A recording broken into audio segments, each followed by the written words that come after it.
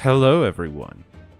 Welcome to. Oh, that's not the right screen. But you did get to see that Emilio is here, I guess. Emilio, distract everyone while I change the screen over to Yu-Gi-Oh!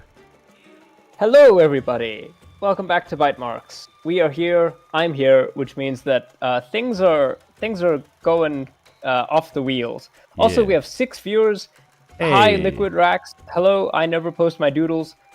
It's been a while since I was able to stream. Ill so state you know, fishing. It is indeed time to do. you gotta hit them with one of those. One of the most memorable parts of the Yu-Gi-Oh theme song, to be honest. Of any theme song, really. Yeah. Did you know the Yamu part of the Yu-Gi-Oh theme song is them saying your move? Yeah, it's your move. I hate that. No, it's not. It's Yamu. It's always been Yamu. Fucking, I have to download things. Keep distracting them, Emilio. Okay, everybody. So, I don't know about you guys. Ole, you're waiting for the AOE 2 update, Age of Empires 2. Yeah, I mean, Age of Empires 2, that's a fun game. I've been doing a lot of stuff involving history. I've been talking to Callum about swords and armor and stuff like that. I'm basically living that Age of Empires 2, well, actually, maybe Age of Empires 3 life at the moment. Unfortunately, I'm living that Joey Wheeler life because I don't got no money. Which is deeply unfortunate because I'm trying to build a new deck. And guess what? It's Horus. Well, it's Horus themed with Skull Servant. Skull Servant is the main theme. With that's Horus. Foreshadowing for a video that we're gonna release later. Indeed. This one. Yeah, I want to build this Horus deck. Obviously, I'd like to get some other components into it, like this guy, Dingirsu, the Orchestra of the Evening Star would be great. I only have enough ultra rare material for one new card, which brings me to my very first question of the stream. Obviously, we're not touching the Horus deck. We can't, there's too many ultra rares we have to make. We can't really put a dent into it right now. However, we can potentially put ourselves in a position where we're only one card away from finishing my RPG deck, or we can craft... Yeah? Congratulations, Ole. Your nephew was born this week. Hey, that's right. Hey, you said so on the Discord. Congrats on being an uncle. Congrats. It's the best. Okay. Yeah, you can be the fun uncle. Anyway, Callum. So, we can either craft one more card to get the RPG deck one card away from being finished, or we can craft Ultimate Flame Swordsman, which will make my Fight Night deck stronger. Okay, Callum, you gotta know that I'm gonna pick Ultimate Flames. Card's called Ultimate Flame Swordsman. Okay, of course I'm gonna pick that card. Hear me out. This deck is Generator and Runic themed. Both are themed off of Norse mythology, but also video games. So, they have Odin playing on a Nintendo? Is that what you're telling me? All the monsters are themed off of Norse mythology and stuff, but the generator monsters are supposed to be the bosses. So the field spell is called Generator Boss Stage, so these are all the boss monsters you fight at the end of a dungeon. And the runic cards, the art is done in such a way that it looks like you're playing a first-person game. Oh, okay, that's pretty cool. Yes, and also the monsters are like Hugin and Munin, which are obviously Odin's ravens, Sleipnir, which is Odin's horse, Freki and Giri, which are Odin's wolves. So those are all the sort of the monsters. And then the boss monster of the generators is Jormungandr. Yeah, the serpent. Yeah, so we can either we can get this deck one card away from being playable, not necessarily very consistent, but playable, or... Liquid Rack says, why not play Melfi? Oh, we're gonna play Melfi. For sure, I have the Melfi deck, don't you worry. It's here, we're gonna play it. I'm just deck building. Okay, then I guess Callum... far be it from me to tell a man what he should do with his deck, but I think we. What is chat if you're only as well? Yeah, if you're only one card away from playability, then maybe you should go for that. Well, we're getting into a point where we're going to be one card away from playability. We're 2 cards away from playability at the moment. Liquid Rex says, I love Melfi, it's my favorite deck. Runic Melfi is awesome. Oh, you want me to play Runic Melfi? Thing is, I have a Melfi deck at the moment, which is very fun, and I want to keep it as it is. But I also love Runic, so I wanted to... Plus, the Runic and Generator cards work so well together, just, like, thematically. You know what? I'm talking myself into it. I'm just gonna I'm gonna craft this. Oh my god. This is me and my crossbow discourse. Here's the thing, though. Like, I have to be so... What's the word? Economical with this. Because it takes 30... ultra rare material to make 1 card, and dismantling an ultra rare card gets you like 10 material. Okay, well, the real life equivalent is I wrote down like 4 or 5 simultaneous equations that I needed to solve to figure out how best to build this crossbow. That's gonna cost me money. So everything is about optimization, right? Yeah, fair enough. Okay, what the hell? Oh, this is the new rental thing. Oh my god. You can rent cards now? No, so this is an event called Duel Trial. It's supposed to be, sort of promoting the new pack they just released, which is called Onslaught of the Emperors. They give you a few rental decks, that you can play with, and then... Oh, temporarily. Yeah, and then once you get 3 wins in the event, you get a free pack from that new pack. Which is very nice. We're not going to do that tonight because I want to play with the cards that we have to show Emilio. I never get to show Emilio my decks, so we're going to do that. The dynamic between us is every now and then I'll drop something on you like, "Hey Callum, here's my new sword," and you'll be like, "That's a cool sword." And now the tables have turned. Yeah, this is my equivalent of being like, "Emilio, I've spent so much money on armor."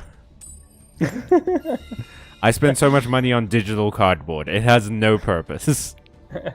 Listen, all I'm saying is that in the post-apocalypse, when you guys will need somebody to besiege Mark Zuckerberg's compound, you'll know who to turn to. I do have a friend in Cape Town who I've been secretly planning to hunt a giant with, and I told her that you have a sword school. That's how we met. And you would be phenomenal to, like, supply us with gear and help us for this giant hunt. Yeah, I mean, I have, like, 3 or 4 armories worth of stuff. Exactly. So you're proving the usefulness of your obsessions already, you know? Yeah, I mean, unfortunately, we don't live in the world where you can settle your disputes with a duel, right? Yet. Give it time. I guess the thing that always really took me into Yu-Gi-Oh! The TV show. So, by the way, chat, I don't have a huge perspective on like the modern Yu-Gi-Oh! Meta. I watched the TV show somewhat growing up, and I did actually play the card game back in when it first came out, basically in this country. But the thing that always really took me in on the TV show was that the world of Yu-Gi-Oh! Took dueling super seriously. And when you're a young kid and you have a nerdy hobby and you take it seriously but nobody else does, it is the ultimate power fantasy that everyone respects you because you can play cards good. Yeah, no, exactly right. It's like this fantasy that you have as a child. Like lots of kids have this, right? Where whatever your particular hobby is, like if you're really good at skateboarding or yo-yos or anything, right? It's like you take it seriously, but very few other people will take it seriously, in the broader population.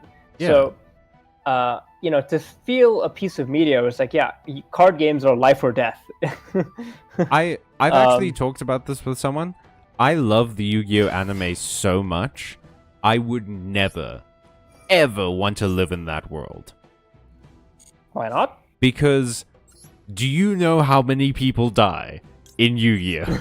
And they don't die, like, peacefully, dude. It is rough in Yu-Gi-Oh! Town. I just assumed that when you I don't know. Yeah, I mean, oh no, wait. Yugi could send people to the actual Shadow Realm, right? Like, yeah, and if we're going off of like the manga, the Shadow Realm is hell. Like Shadow Realm is hell. It's not he's sending them to a different dimension. It is he's ripping their souls from their bodies. Callum, what is the name of our opponent that we are currently playing? It's the Eanul King.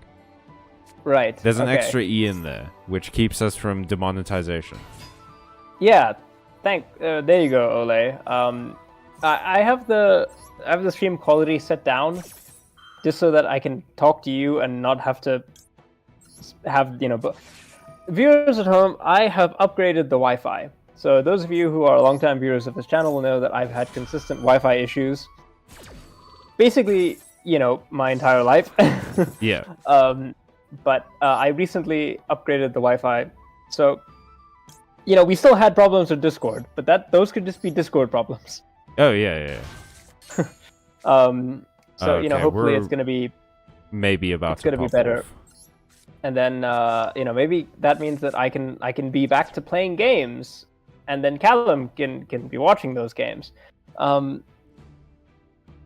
And don't worry. I think after this game, we're probably going to get into the Yu-Gi-Oh! Deep dive. Okay, so Chaos 7 says, well, yeah, the world has been invaded by corporal weapon dealers, and then an adopted son changed those. All those corporal weapons into corporal card games, and then card games took over the world. Is that the lore of Yu-Gi-Oh? Okay, no. So that's the lore of Kaiba Corp. So Kaiba Corp was a weapons dealing company for a long time, and then they basically swapped that. They changed it out. They were like, no more weapons for us. Okay. Wait, hang on. No, this is stupid. I want to summon you. Yes. They said like Kaiba took it over. And he was like, Kaiba Corp will no longer be doing weapons. We're going to be creating technology for,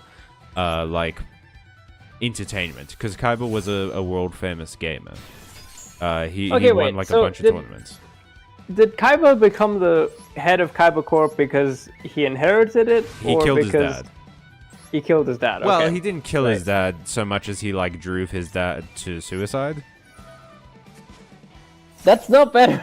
Yeah, no, okay, so he became... His father was a dick, who wanted Kaiba to become ruthless, to mold Kaiba in his own image. In a Machiavellian scheme, I guess. Basically, and then he did that really well, and Kaiba succeeded. Oh wow, we have 7 viewers. Hey!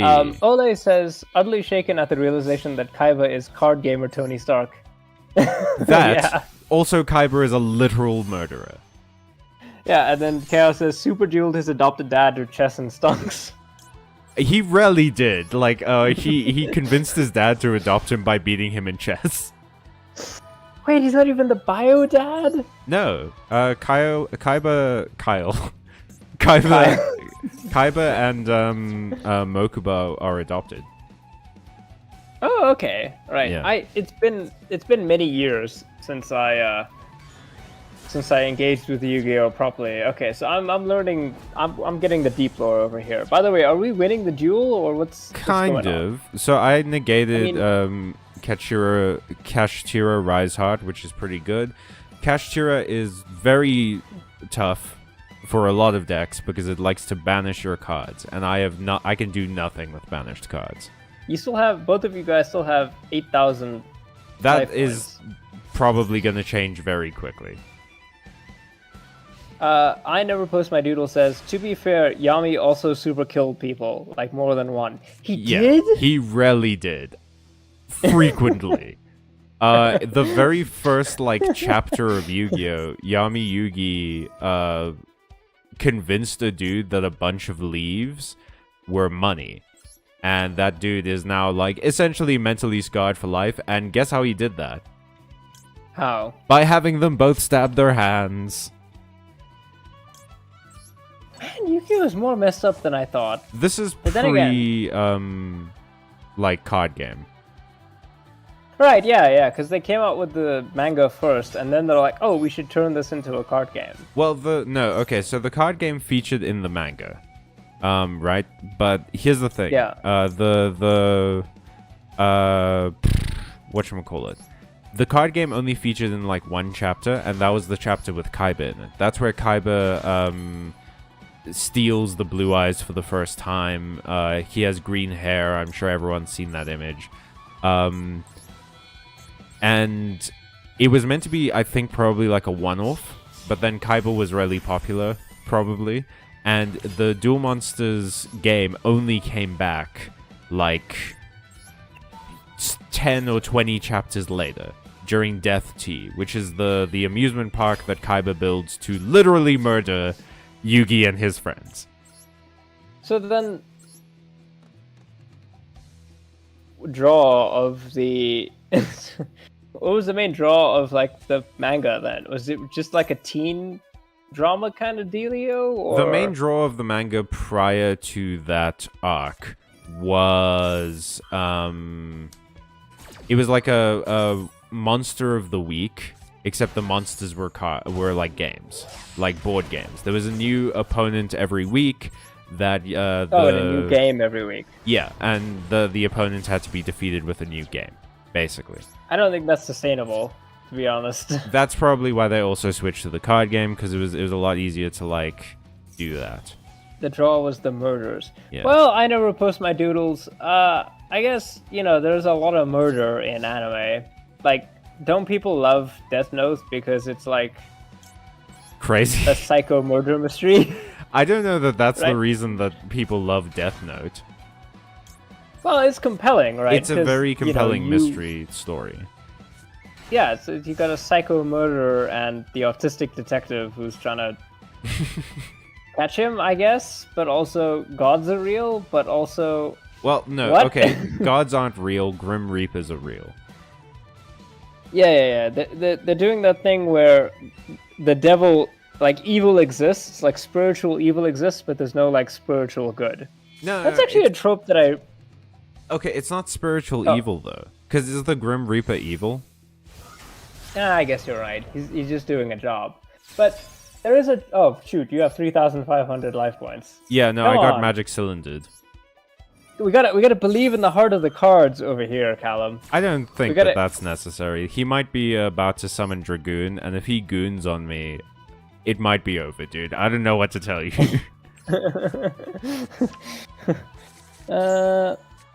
Death Note is a supernatural mystery plus teen goosebumps level. Yeah, I mean, like, one of the funniest things I've ever seen related to anime is Death Note with the dialogue removed. I eat a potato like the internal, chip. the internal dialogue, right? Like, because so much of Death Note is just people monologuing to themselves in their heads, and then if you take that out, it just looks. It's like how Friends, without the laugh track, is actually kind of scary. It's kind of like a thriller, right? Yeah, it's a serial killer story. Yeah, because you're watching Ross be very unhinged, and without the laugh track, it's like, yeah, this guy could murder these people.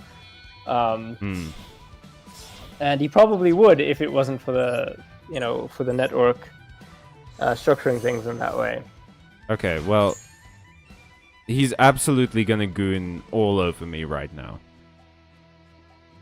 Dang it, Callum. Which is a shame. It's a shame that gooning has entered the chat. But we maybe have a way to deal with the goon. Okay, what are you gonna do? Well, I've summoned Merry Melfi's, which will let me bounce it to his hand, which means that he's gonna have to activate the negate. Oh shit, I can't target it. Red Eyes Dark Dragon. But I can. No, this is Red Eyes Dark Dragoon. Oh, Dr. Goon. My bad. Okay, yeah, he's going to activate the negate, unfortunately, which is gonna negate the effect and destroy my card and give this a bunch of attack points. But it's not gonna destroy the card, it's just gonna negate the effect. I have put that back in his deck. He can destroy some of my cards now, which sucks. Oh, but shit! Melfi Hide and Seek came in clutch! Is he gonna do it again? Is that gonna activate... It activates the effect! Ooh, this is good. Or maybe not. We might be fucked. Still. We just lost 2,600 life points. Yes, but that doesn't mean anything, Emilio. As long as you have 1 life point, you can win. 1 life point, yeah. Yeah, that's true. I mean, there were times when I was playing Magic the Gathering, because at the War Games Club, you know, you can't be the chairman of the War Games Club and only play War Games. You kind of had to play Magic as well. That feels like you should be able to only play War Games. That feels like the one situation where that should apply. Okay, we lost. Never mind. Ah, damn it. I foolishly summoned that card in attack mode. You know, yeah, and then you 2,000 damage and then we're dead. Yep. It's just like, how many times I've won a Magic game with like 1 or 2 health left? It's like, yeah. That's how it works, dude. Especially if you're playing... That's a good lesson to you guys who want to play, like, mono black or anything with black in it. Health is a resource. You can win at, like, 1 health. It's fine. Use it. Yeah. As long as you win the game, it doesn't matter. Like, there's no penalty for winning on 1 HP. You know? Oh, I do love Chaos V saying that classic Futurama line. Ross should simply eat the smaller friends. This show is illogical. Why does Ross, the biggest friend, not simply eat the smaller friends? What? Has David Schwimmer done anything like he was in after like Friends? He was in a law show, I remember.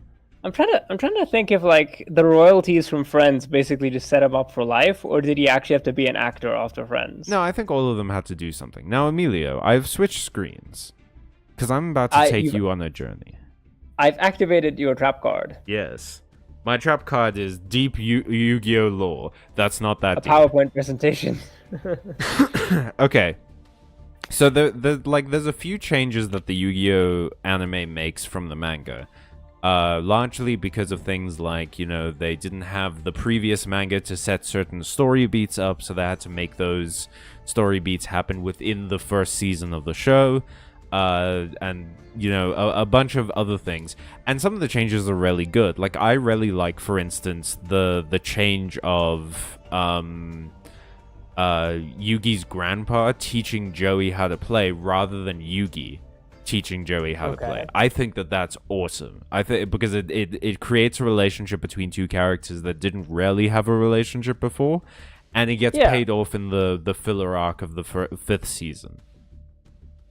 Yeah, plus it's like it's good to distribute your character interactions to people outside of just like the main guy. Right? Yeah, and it also gives Joey multiple reasons to be on Duelist Kingdom, which is the 1st season. And he doesn't really need the other reason, because he's got his sister's eye surgery to play the games for.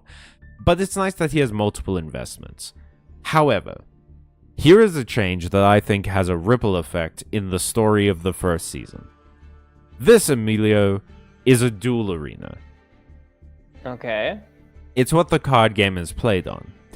I want you to note the size. Oh, that's ginormous. It's huge. This is what the duel arena looked like in the original story. Okay. It's a tiny little glass box. Ah!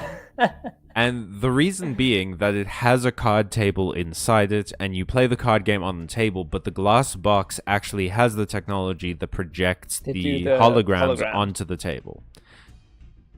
Now, I understand why they decided to go with this duel arena over this one.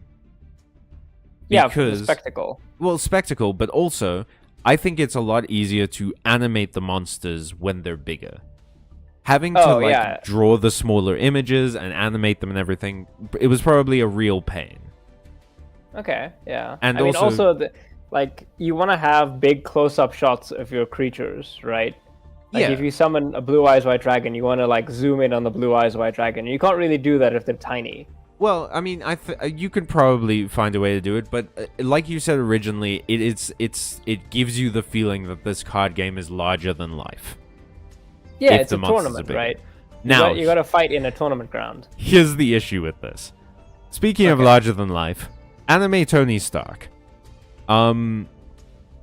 He has a plan. Because in this season, his little brother gets kidnapped. And Pegasus, the season's main antagonist, is trying to take over his company. But Kaiba has... put a spoiler alert on It's this? the first season of Yu-Gi-Oh! This came out in, like, the 90s. How does no one know that? Also, this season, like, doesn't matter. It's very fun. It's not the best season. Season 2 is where it really starts going down. Okay.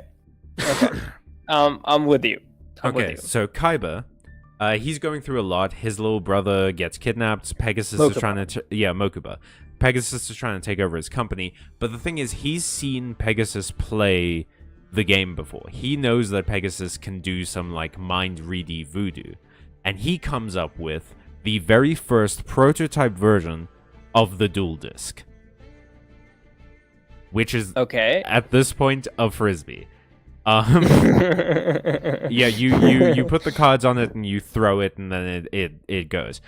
The issue with this version of the Duel Disk, right, is that the reason Kaiba built it is because he thinks that Pegasus's mind-reading ability is proximity-based. He thinks that in the manga, he says that, like, he thinks if he's far away enough from Pegasus, Pegasus can't read his minds or read his cards or whatever.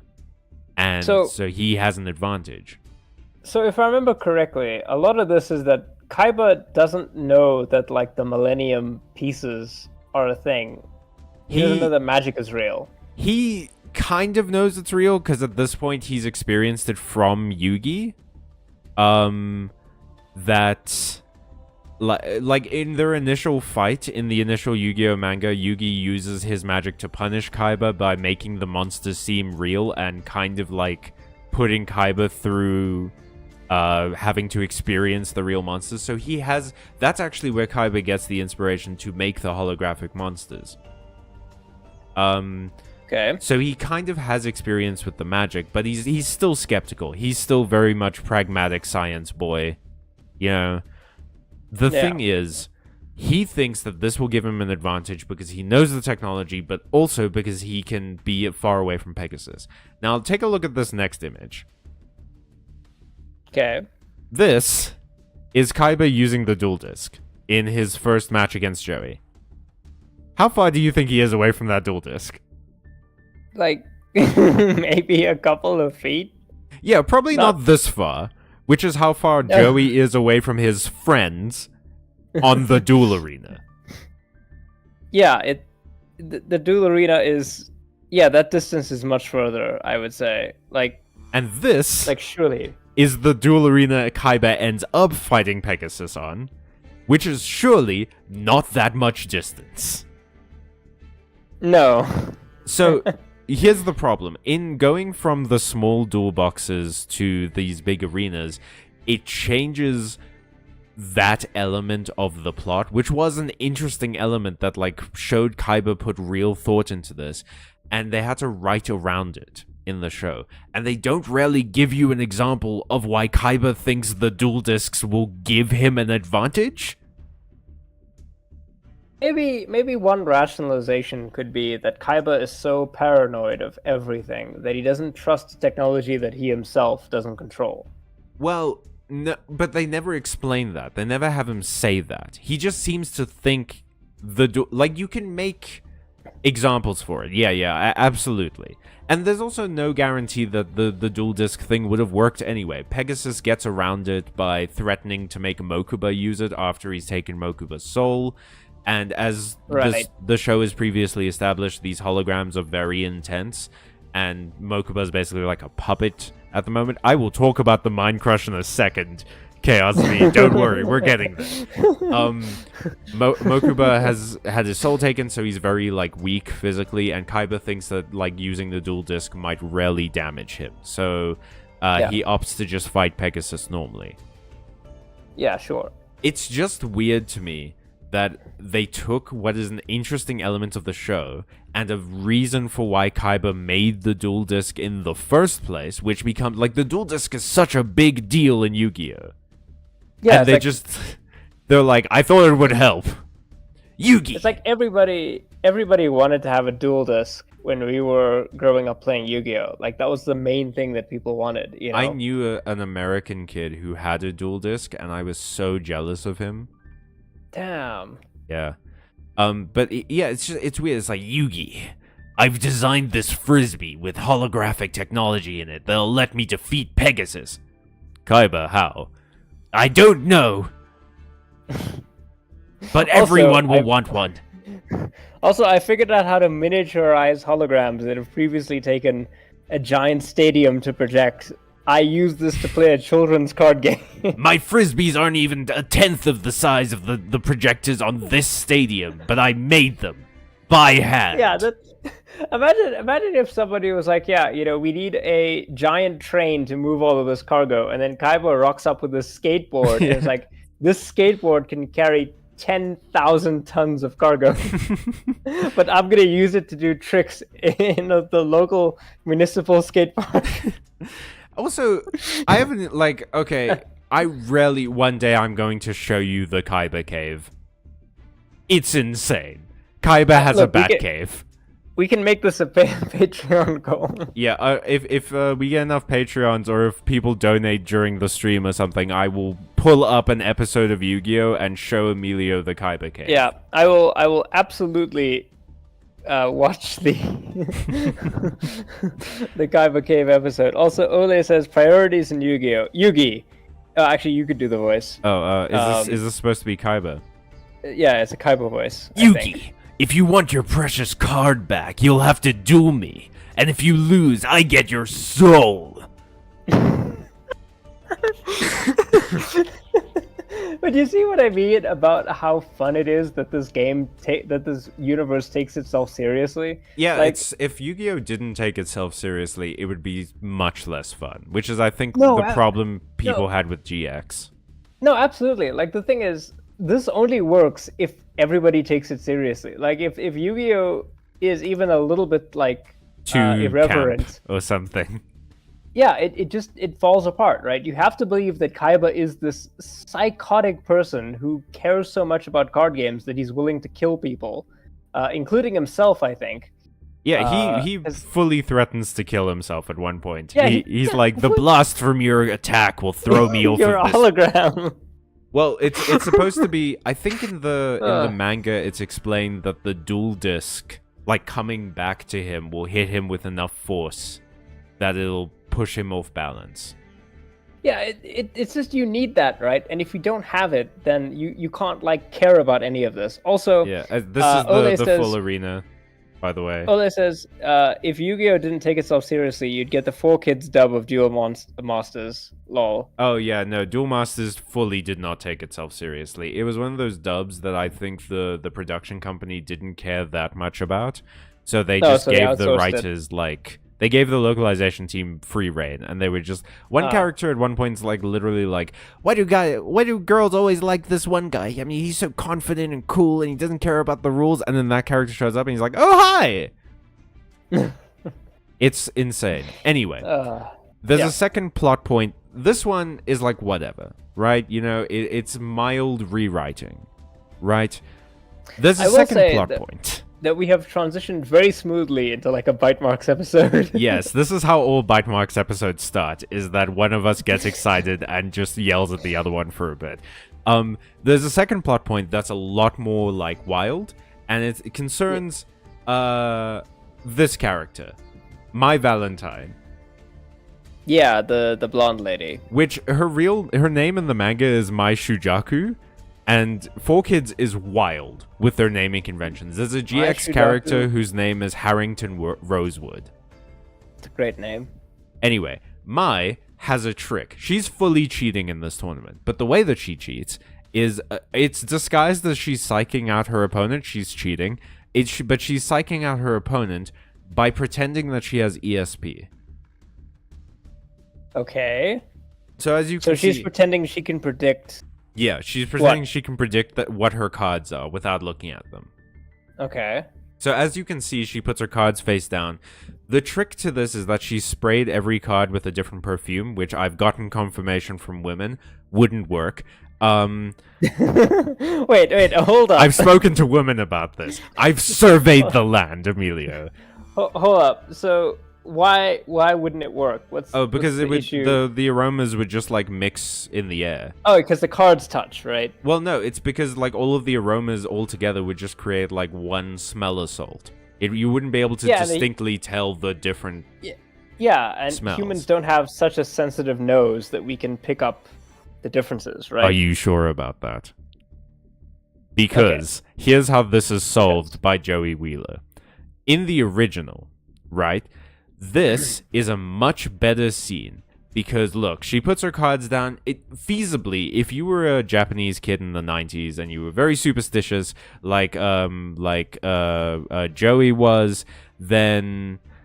like, a big thing about Joey's character is that he's very superstitious, he's very afraid of ghosts, then this would totally freak you out. It doesn't work in this version of the show. Because look how far away they are. He can't see that her cards are face down. And also, he figures it out by smelling the different from all perfumes. The way over there. He smells something from like 3 miles away. Does he have like Shaggy level of smell, right? I don't know, but like if Yugi has the heart of the cards, then Joey has the nose of the cards. Like it's crazy. He smells the distinct differences in the perfumes from this far away.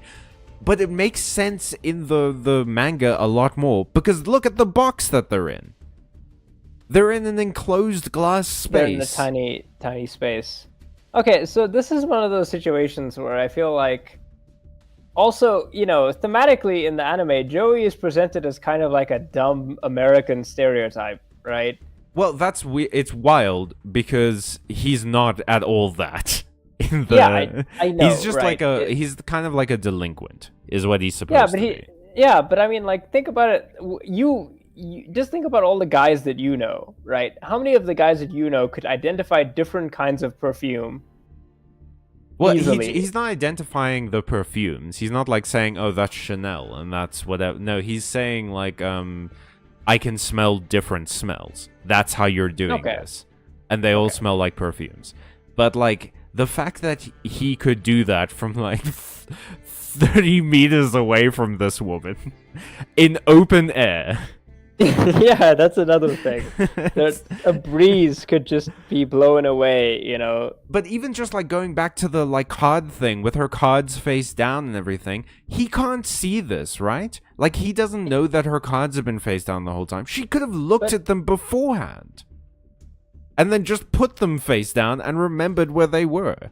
How does this prove that she's psychic? Okay, so I guess there is something that I guess we have to like suss out here regarding like the I'm gonna quickly switch back to the game so that people have something else to watch, but yes. Of the Yu-Gi-Oh game. It's like, surely what's going on here is that the arena has some kind of like mechanism to tell if you're cheating, right?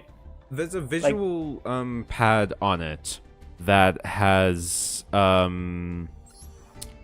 like a display of the other person's field. Yeah, so but also you know, like the arena does have like anti-cheating technology. Okay, yeah, because I'm like, so the way that she's cheating is more like she's gaming the system. She's not cheating per se. She's gaming other people. Her cheating is psychological. Okay, yeah, okay. I mean, look, I think there is a reason why a lot of this stuff is... I love a tournament, right, on a mysterious island set by an eccentric billionaire. Oh, and then different locales and stuff like that. No, absolutely. Like, it's great. It's a wonderful first start. But, like, I need you to know how shaky it is. Oh, no, this castle is built on a foundation of sand. like, let's be honest here. I don't think... You know, Callum, I'm starting to think they didn't really put that much thought into the nitty-gritty, into the nitty-gritty of the children's card game, where famously the meme about it is that the rules are always changing. Yeah, it's just like, it's a shame, because I really do agree with the decision to make the dual fields bigger. I think there is a lot more visual spectacle, like we talked about. You want that sort of larger than life feeling, and it gives it that. Because in a way, right, like if you think about like a sports anime or something, when this people are doing, there's like even in like a cooking anime, they cook in an arena, right, like an actual real deal arena, because it's a spectacle, right? Yeah. And which is something that never happens in real life. There's no cooking shows that take place in arenas. Well, yeah, I mean, even Iron Chef, it's just kind of an empty space, with all the cooking stuff. But okay, so my question is this: if let's say that it's gospel that the duel arenas are going to be big, how would you have May Valentine, like pull the same kind of trick on people? Like how would you have her cheat? I think I would make it first very clear that Joey can see her cards, and then have it animated that he's staring at the screen instead of like at the game. Okay. So maybe there's like a screen that shows you the actual cards of, like, maybe as an anti-cheat measure, you have to both show each other's cards. Like there's a camera. Well, there is a screen that shows you the other person's like field if they like play a face down card and everything. So you could feasibly just animate like the little bench part before the field onto that screen without having to do too much trouble. Okay. And then maybe with the smell, I think, because there are different sized duel arenas, is the thing. Like the one in Pegasus's castle is not is smaller than the ones like outside. And the one I remember a part of that episode. Well, I remember in the series, like there was a duel where somebody played like a fog, and nobody could see anything. I'm like, that's huge. That's a huge space. Yeah, no, that was the duel with Panic. Yes, yeah, I think it was defeat. Then some Yugi cast Swords of Revealing Light, which trapped his monsters, dispelled the fog, and then he threw Gaia the Dragon Champion into the flotation disc of the Castle of Dark Illusions, which caused it to crash into the monsters, which couldn't get away because of the yellow luster shield. Yeah. I mean, that's completely nonsense, but there you go, right? I would love it if you were like, no, you're wrong, actually. Yeah, actually, the rule, just for once, I'd love somebody to be like, oh, actually, the rule book says you can't do that. So. I mean, yeah, no, but I remember that there was an episode, it's one of my favorite episodes, which has a dumb change, and I want to get into it. One of my favorite episodes is the episode where Joey is dueling Bones with Bandit Keith. It's the introduction of Bandit Keith, basically. Yeah, he's the guy with the with the do-rag. Bandana. Well, yeah, the do-rag. White man with the do-rag is fighting 24-year-old eyeless billionaire. Oh yeah, Maximilian Pegasus is canonically 24. I'm never gonna get over that fact that he's canonically 24. Yeah, it's crazy. Bloody hell. He's like 4 years younger than me. And he owned an island and a card game. Holy crap. What am I doing with my life? Well, I'm playing his card game. He's got you. I never post doodles as 24? Question mark, question mark. Yeah, he's 24. Yeah, he's canonically 24 at the events of Duelist Kingdom.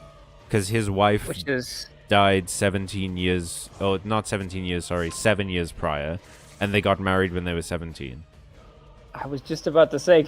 Yeah, they got married when they were 7. I do think they met like 14 years prior. When they were like... Yeah, they're like a childhood... Yeah, they were childhood sweethearts. Yeah. But anyway, what was I saying? Oh yeah, the arena that Joey duels Bones on is a lot smaller, I think, than the arena that like Yugi duels Weevil on. Oh, you know what they could do? Maybe they set that particular episode in like an elevator.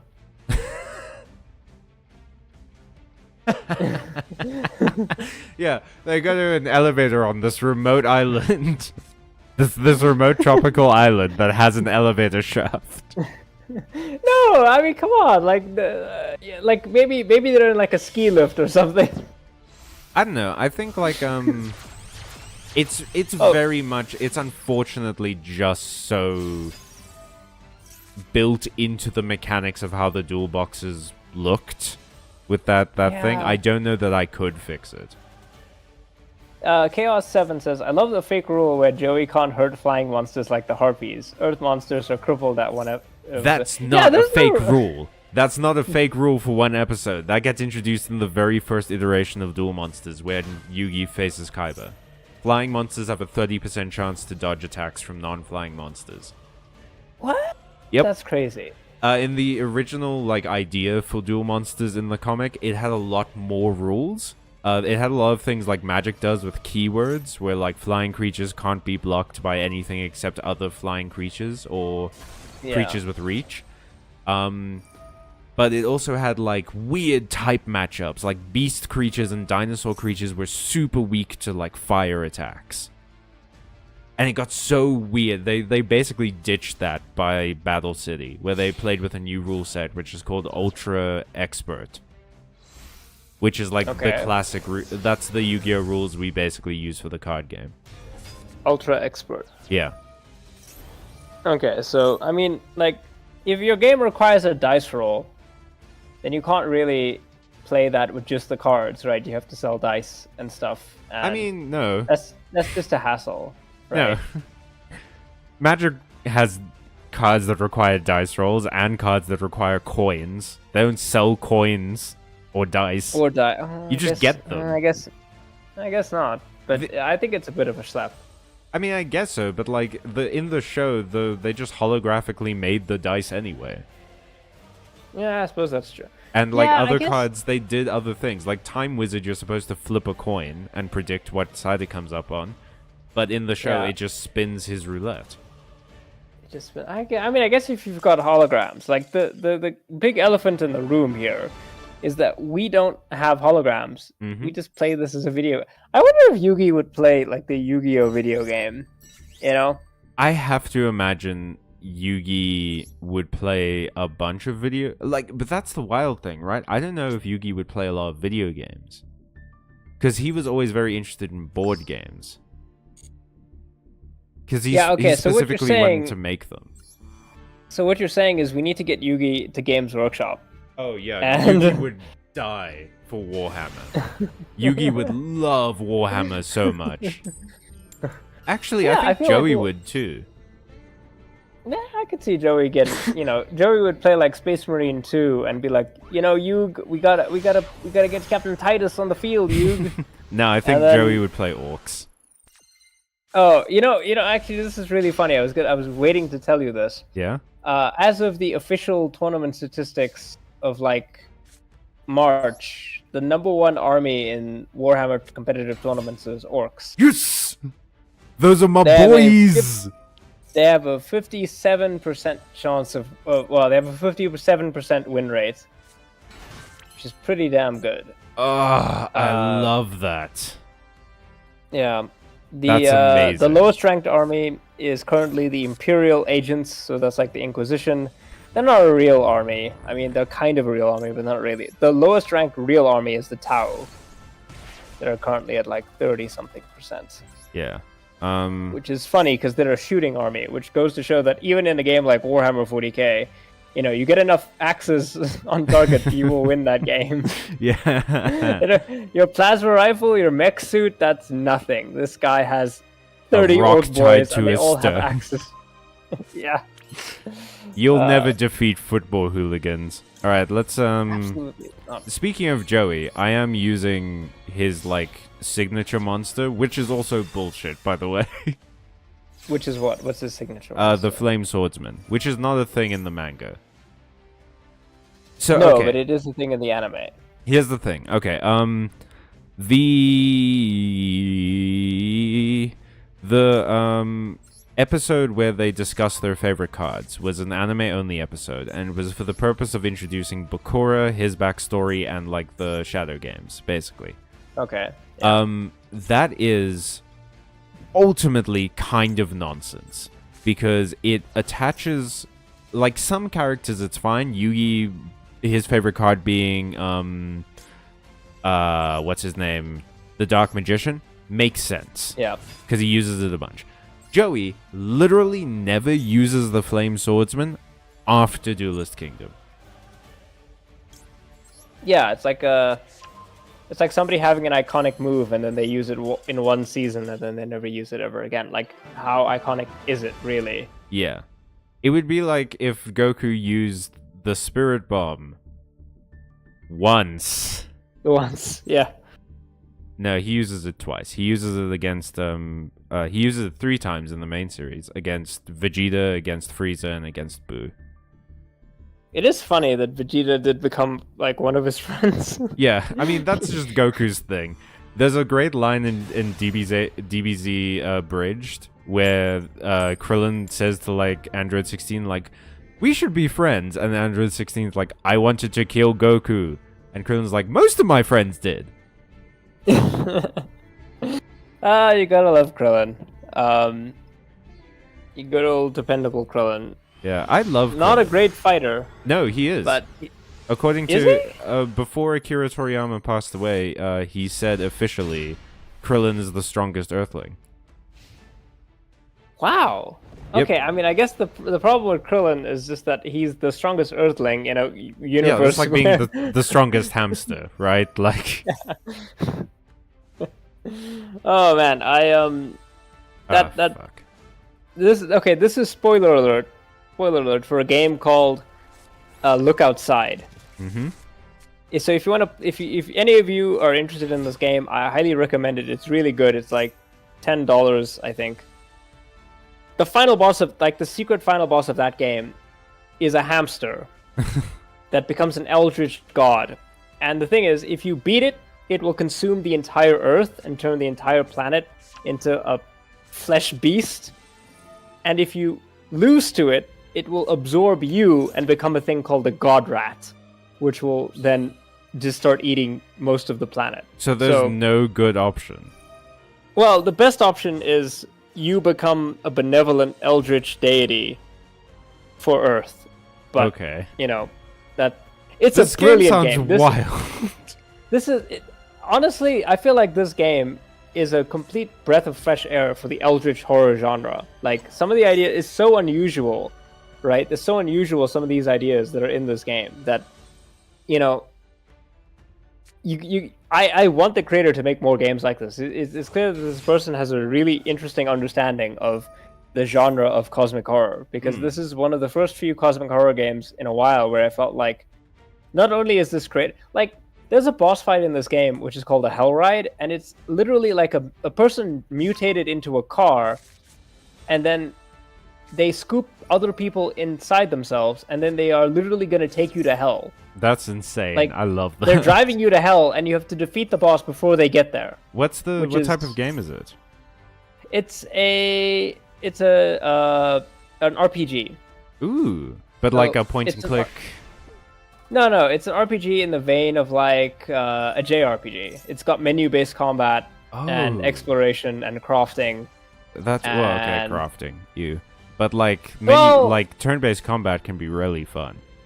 Well, it's very creative. Like, the art style of this game is beautiful. Like, there's so many weird enemies. Like, the opening of the game starts with you finding a person, and you're like, oh, this person needs help. And they have a knife, and like, oh, did they hurt somebody? No, they're stabbing themselves, and as they stab themselves, eyeballs start coming out of their body. What? Right? Yeah, it's crazy.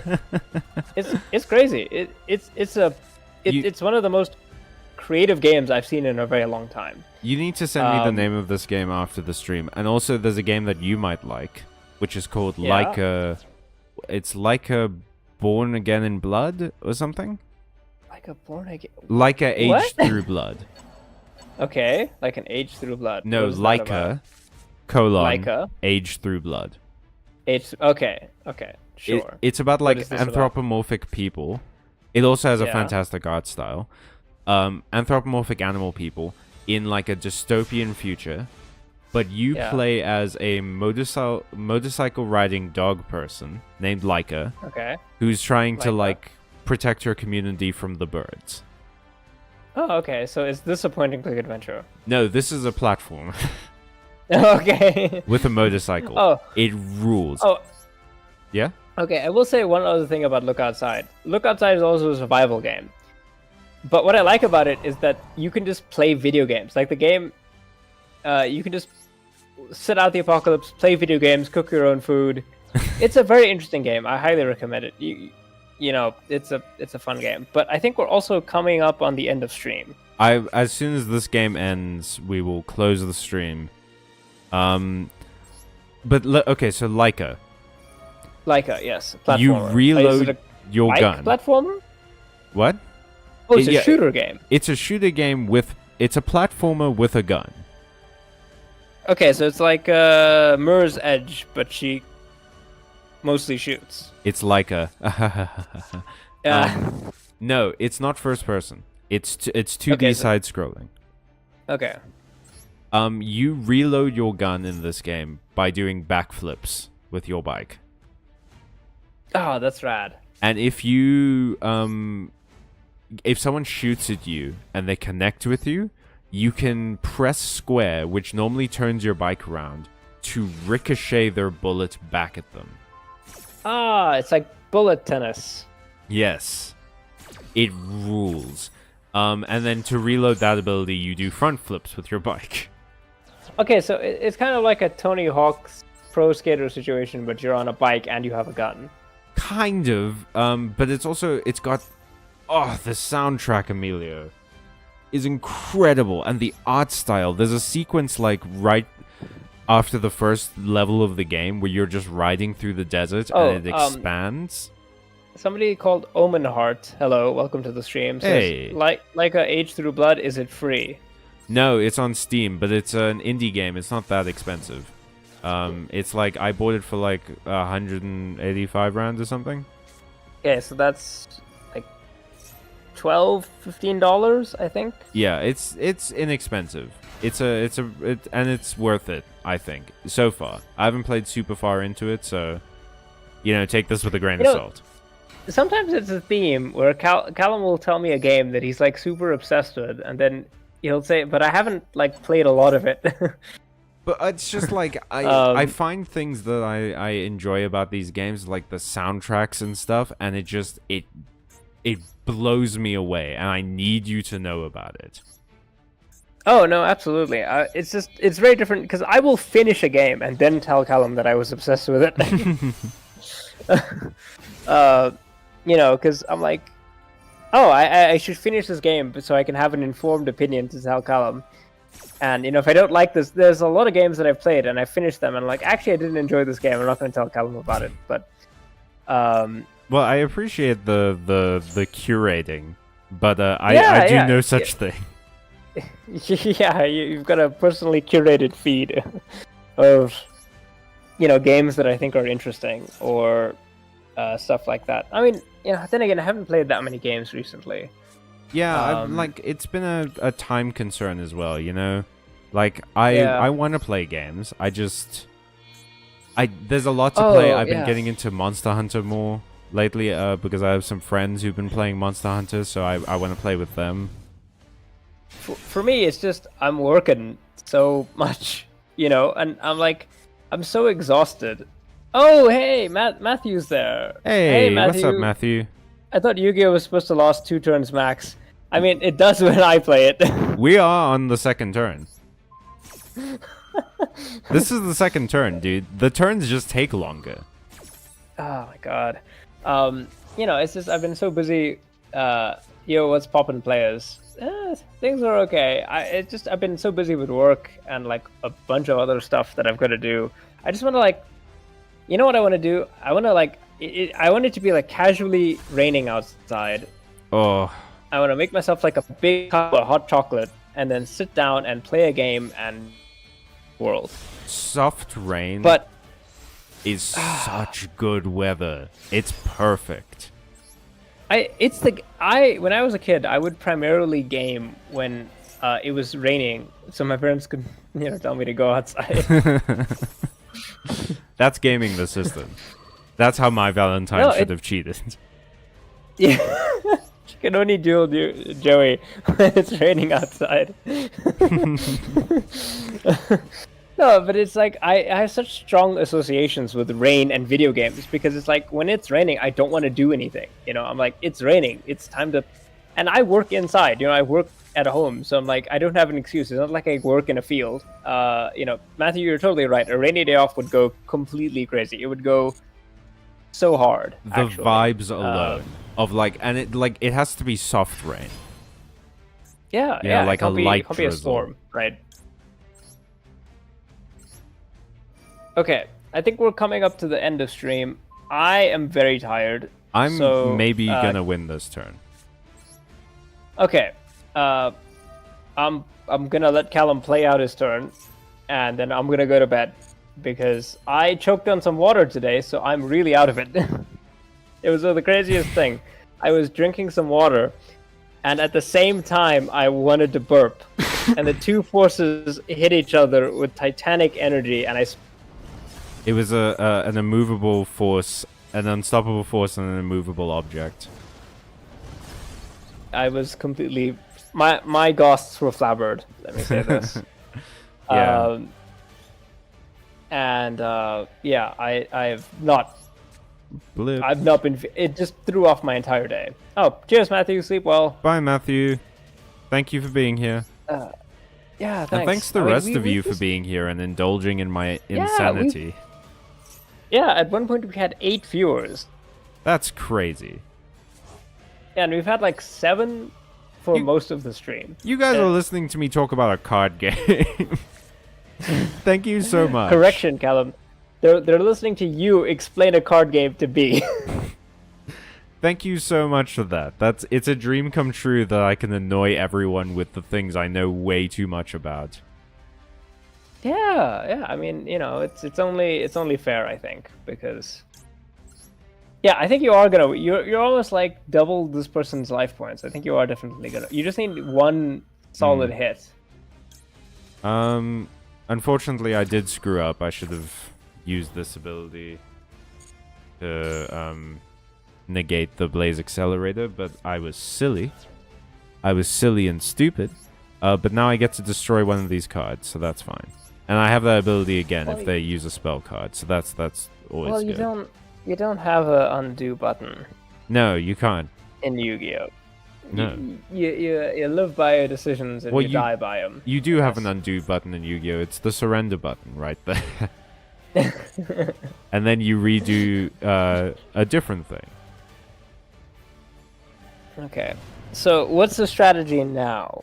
I'm just sort of waiting for him to play out his turn and trying to survive with as much of my stuff as possible so that I can attack him with my crazy strong creatures. Yeah, because you just need to do 3,400 damage.